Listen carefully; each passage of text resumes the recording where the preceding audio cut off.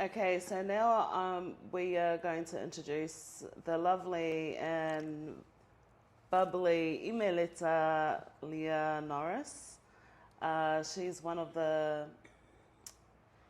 that wears many hats in the community. So she's just going And to many tell caps.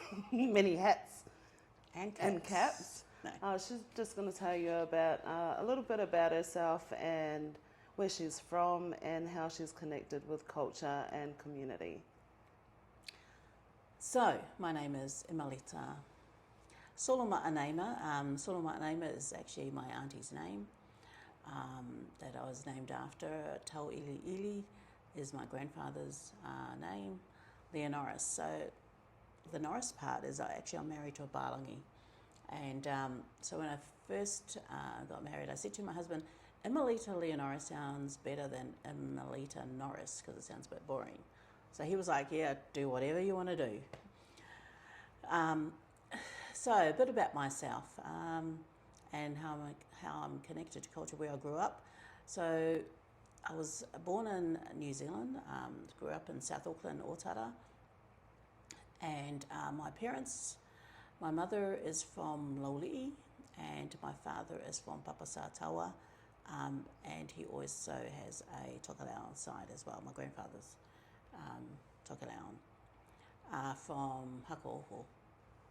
And culture, growing up in culture, all I remember is my parents, I guess they were the generation that came over in the 60s, and they were really wanting us kids to adopt the Balangi way of life, because that was the dominant culture. They did not want us to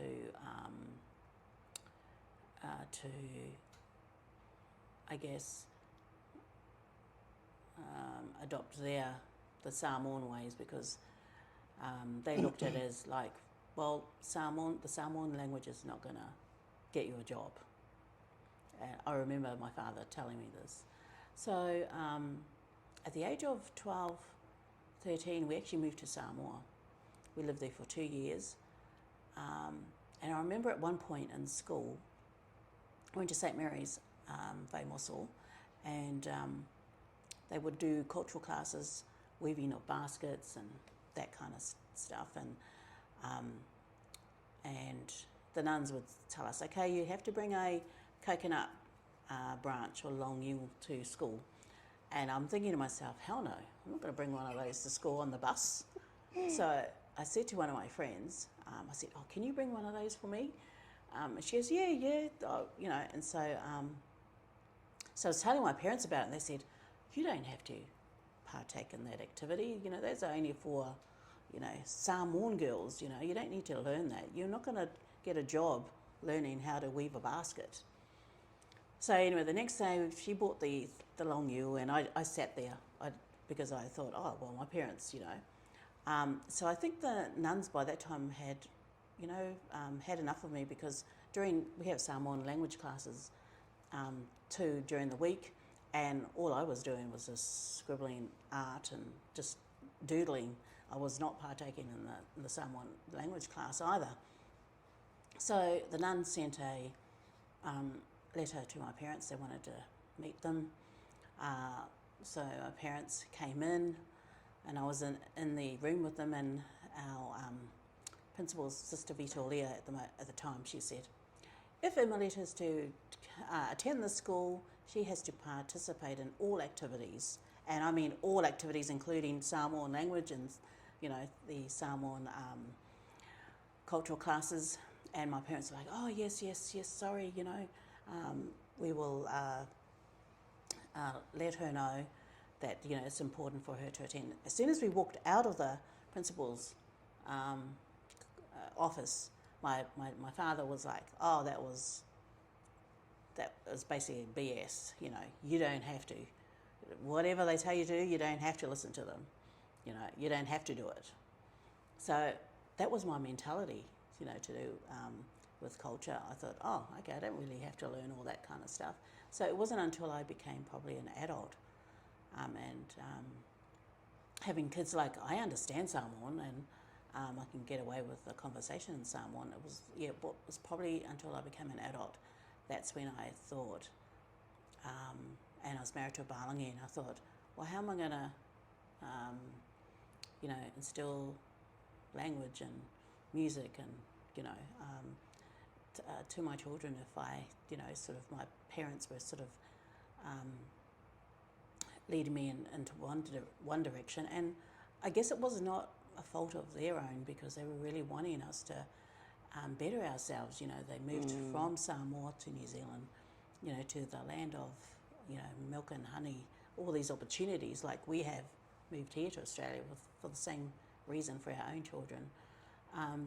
But now I guess it was probably in my 20s where I started embracing, when I started having kids, and I started embracing everything cultural that I could, especially when I moved here to Brisbane, and I missed the sense of community and culture and connection. That's when I started playing Samoan songs in the car to the children, and songs that that I felt connected to, and it would be songs that I listened to that my parents used to play, at home growing up. So I guess that's my connection to culture. Now you can't get me away from embracing, anything that's sort of multicultural as well. The time that you were in Samoa, were you able to speak Samoan fluently? I think I was, but I kind of just was sort of laughing at my Samoan. Actually, the girls, my sister and I were bullied for not sort of speaking Samoan, in the kind of accent that a lot of Samoans spoke, but I didn't really care. Yeah. I just spoke Samoan the way I knew how to. So common, hey, like classes, Balangis. Yeah, they called us Fia Balangi. We're like, how can we be Fia Balangi when we're like, we look like you guys, and we're not Fia Balangis, but anyway, so yeah, we kind of just went with the flow, and so my group of friends I hung out with when I was at St Mary's, she was an Afakasi girl, and another friend who was part Chinese, Samoan. But I remember at school at St Mary's at the time in the 80s, one of the rules at school was we weren't allowed to speak Samoan. It had to be English only, but how could they enforce that anyway? Because I could hear, and during morning tea and breaks, everyone speaks Samoan. They still do that now in some schools in Samoa. Yeah. Okay. Yeah. They encourage the English speaking. Yeah. Yeah. Very interesting.